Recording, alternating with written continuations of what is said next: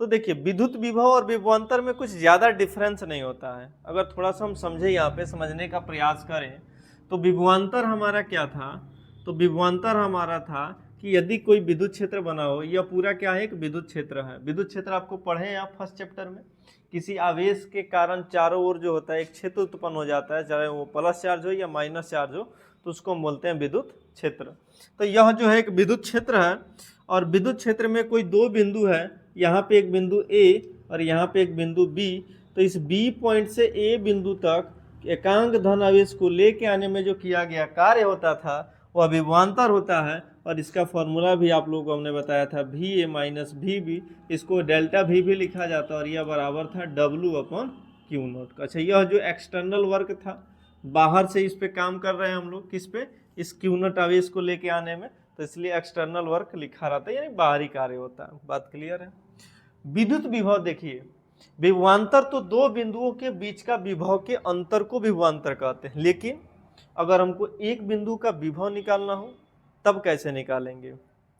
अगर मान के चलिए यहाँ पे दो बिंदु था, तो ये तो दोनों बिंदु के विभव के अंतर को विभवांतर कह रहे हैं, लेकिन अगर केवल हमको भी ए निकालना हो, भी ए मतलब ए बिंदु पर कितना पोटेंशियल है यह निकालना हो, तो कैसे निकलेगा।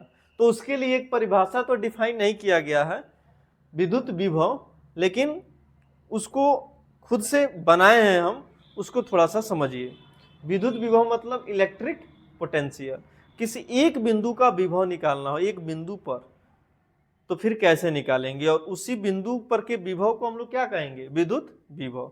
क्योंकि विभवांतर क्या था, विभवांतर तो दो बिंदु के विभव का अंतर था, लेकिन अगर किसी एक बिंदु का विभव निकालना हो तो कैसे निकालेंगे, ध्यानपूर्वक समझिए। तो उसके लिए हमने क्या सोचा, हमने सोचा कि अगर इसमें से एक बिंदु हम इनफाइनाइट पर लेके चले जाए, मतलब अनंत पे, तो अनंत पे क्या इलेक्ट्रिक फील्ड है, क्या है, उसके बारे में तो हमको जानकारी नहीं है।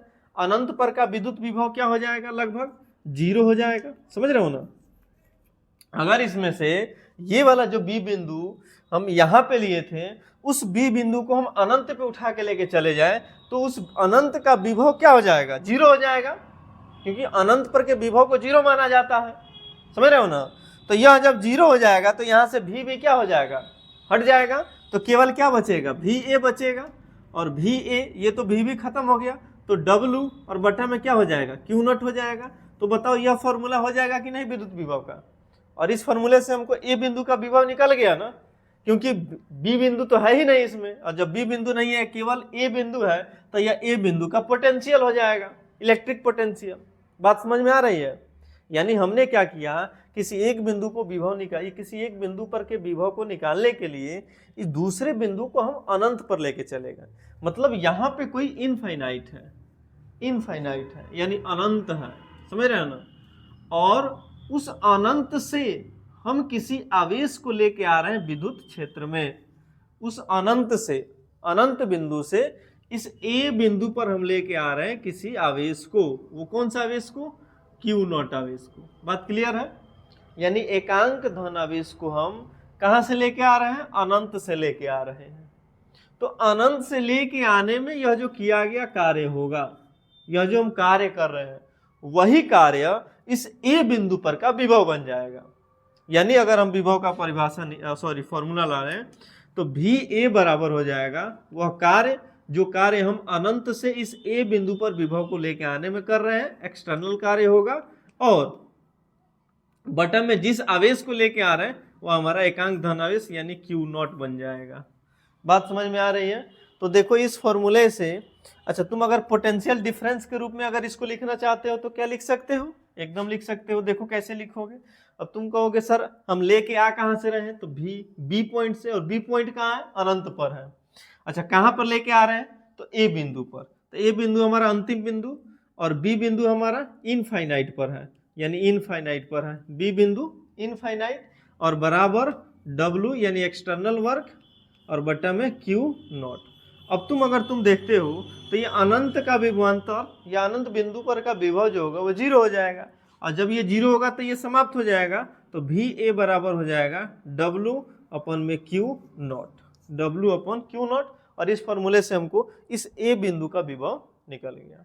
यानी कहने का सीधा सीधा मतलब यह कि किसी एक बिंदु पर विभव निकालने के लिए हमने क्या किया, तो इस दूसरे बिंदु को हमने मान लिया कि वह बिंदु कहाँ पर है, अनंत पर है। और अनंत से जब उस बिंदु आवेश को लेके आएंगे तो अनंत पर का तो विभव 0 हो जाएगा, जिसके कारण वो दूसरा बिंदु हट जाएगा और इस पहले बिंदु का विभव निकल जाएगा।